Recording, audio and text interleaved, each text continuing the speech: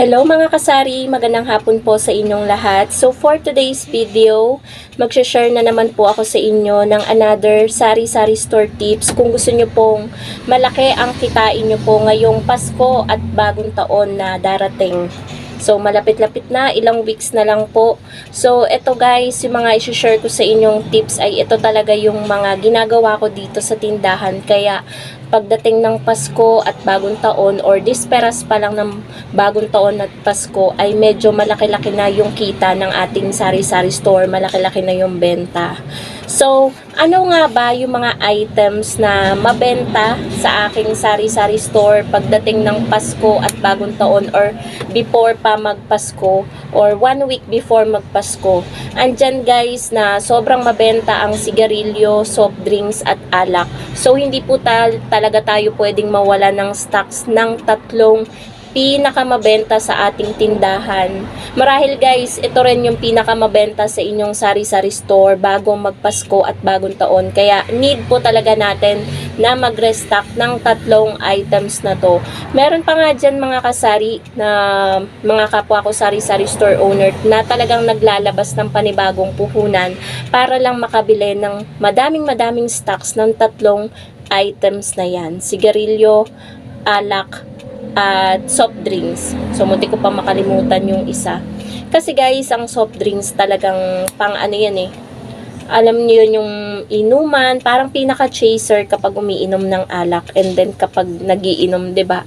Meron ding nagyoyosi na ganyan. Kaya tingin ko yung tatlong yan ang magkaka-partner talaga kapag may mga occasion. Lalo na ngayon guys, malapit nang dumating ang mga Christmas party. Siguro magsisimula ang mga Christmas party, siguro 1 week. Pagkatapos nitong 1 week na to, andyan na ang mga Christmas party. Sunod-sunod kasi guys, dyan sa malapit na resort dito, talagang as in araw-araw may Christmas party. Parang fully book yung kanilang resort. And hindi lang naman yan ang resort dito, madami pa na malapit na resort dito sa aming lugar. Kaya guys, talagang hindi tayo pwedeng magpawala kahit medyo liblib yung aking tindahan. Talagang kapag naubusan sa ibang tindahan, tumatakbo pa rin sila dito. So don't forget mga kasari na lalo kapag Red Horse at Grande ang inyong bibilihin sa inyo, don't forget na maglagay ng deposito. Pati na rin doon sa case, doon sa lalagyan ng mga bote, depositohan nyo. Kasi may nangyari sa akin dyan, may instances last year na isasauli daw pero hindi na sinauli. Ang nadepositohan ko lang is yung bote pero yung case, dinala nila.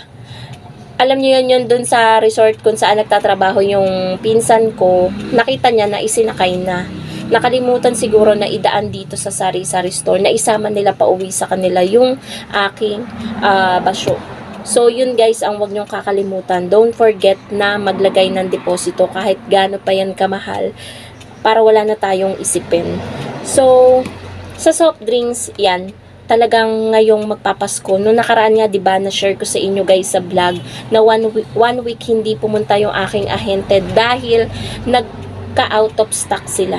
As in, siguro halos lahat ng meron sila mineral water, Minute Maid, mga soft drinks, lahat siguro ay wala silang makuhanan. Kaya, nung last week ay hindi sila nakapunta. So, kaya kailangan bago pa magkaroon ng mga Christmas party, siguro 1 week before Christmas or 2 weeks before Christmas, ay makapag-restock na tayo ng soft drinks. Kasi guys, talagang mabenta yan kapag Pasko at bagong taon. Talagang isa yan sa hindi mawawala sa hapagkainan ng isang pamilya. Parang ginagawa na nilang tubig ang soft drinks. Lalo na guys, ang Coke. Mabenta ang 1.5 at kasalo kapag magpapasko at bagong taon. So, don't forget yon mga kasari. Sa sigarilyo, yan din. Maraming nakakatanggap ngayon ng mga 13-month at mga bonuses sa kanilang mga pinagtatrabahuhan. So, galante ngayon ang mga naninigarilyo. Kung bumili sila is kaha-kaha talaga. Kaya wag po kayo talagang magpapawala ng stocks, lalo na sa mga mabebentang sigarilyo sa inyong sari-sari store. At wag na rin po kayo magpawala kahit na hindi mabenta sa inyong tindahan. Bumili kayo kahit pa 5 kaha.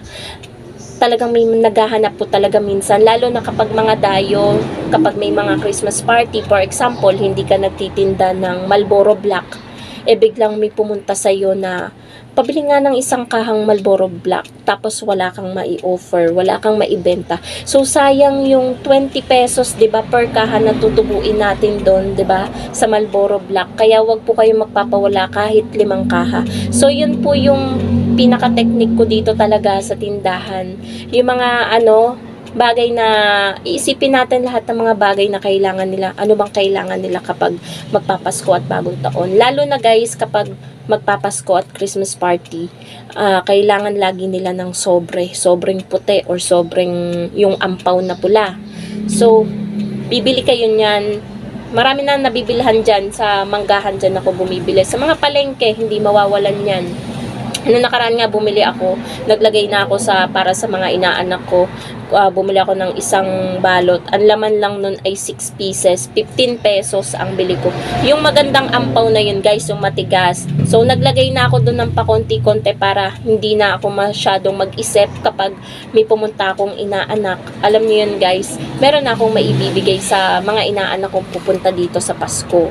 So kapag sa New Year naman, para lumaki ang nyo, magdagdag din kayo guys ng mga candies na mabenta kapag New Year. Lalo na yung yung hinahain guys sa pagkainan, yung pampaswerte, yung mga coins na chocolate, yung mga bilog na parang egg, yan yung mga bebenta Kahit kami guys, naghahain kami ng mga ganun. Talagang naniniwala kami sa mga bilog-bilog na prutas, ganyan.